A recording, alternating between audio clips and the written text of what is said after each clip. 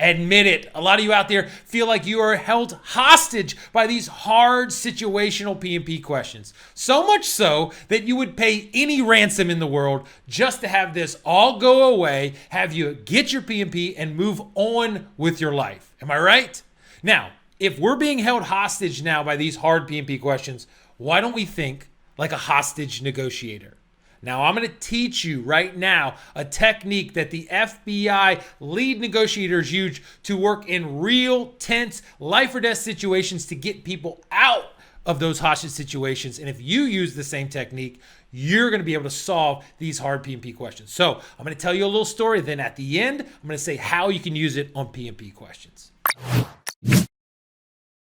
Now, there's a guy named Chris Voss, all right? He was the FBI's head man, head negotiator, all right? He was the guy they sent into the worst situations here in the country and overseas. People robbing banks, people taking people captive, whatever it is, the worst spots, he was the guy that walked in. He did the talking, he did the negotiation, and he got our guys out safely. That's what he did, all right? Now, I was listening to one story that he told, and boom, it hit home on something that's going to help you out, okay? Here's the story. Now, he said he was advising someone in the Philippines. So an American went over there, did some dumb stuff, got caught up by this, person, got taken into captivity, all right? This sociopath, psychopath was going to kill him, demanding $10 million. $10 million, not just for the life that he's protecting, that American, but for all the injustice that has been done in the Philippines in the past. This is from this captor's perspective, right? And this negotiation went on for weeks, for months, over and over, getting nowhere. Okay, our person dying almost in there, all right? And so what happened? Every time they get on there and they beat the table, I'm not listening to anything. I want my money. I want my $10 million. Now, after a while, they came to Chris and said, what can we do different? How can we get out of this? We're not making any headway. We are held up here. And what Chris did is he said, all right, we're going to do something different. We're going to get to a point where that guy says, that's right to us. And that's going to make everything different. That's right. He said, he advised this Filipino negotiator, he said, sir, when he goes off on a rant and he goes through every injustice that's been done to the Philippines and to this company and everything that he thinks is bad here, I'm not going to have you stop him at all. Let him go. Let him talk. But I need you to do one thing. I need you to listen.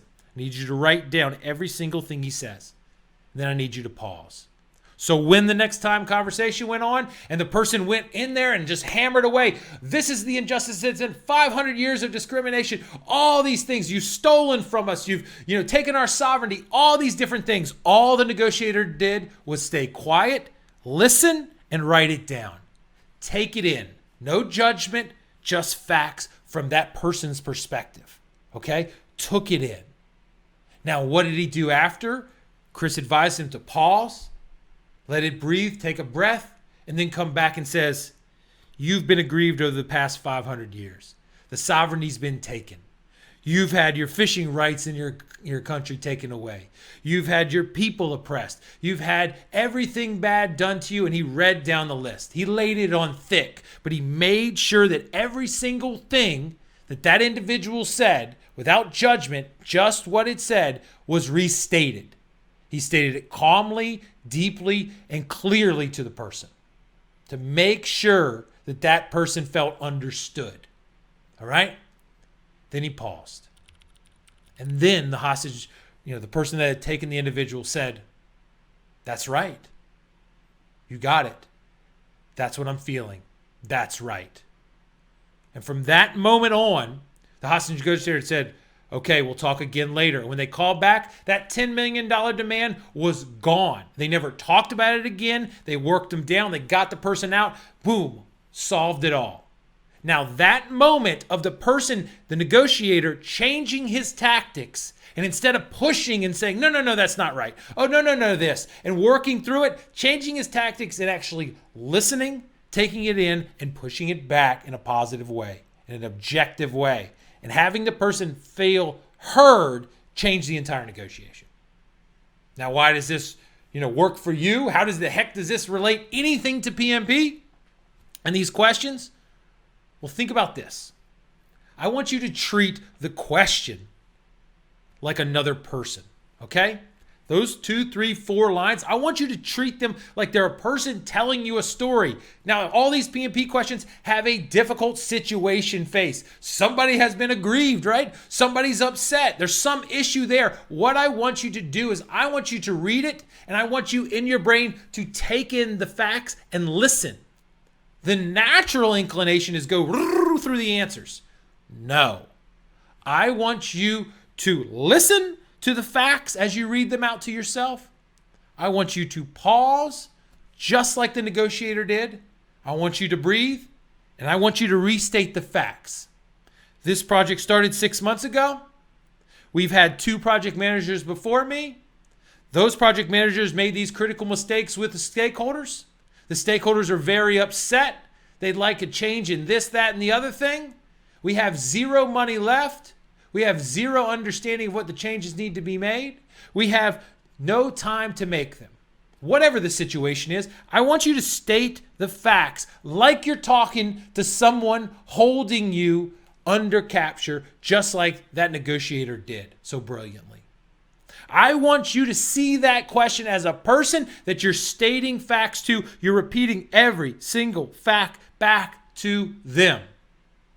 I would like you to see that the question would go, that's right. That's what I said. Those are the facts.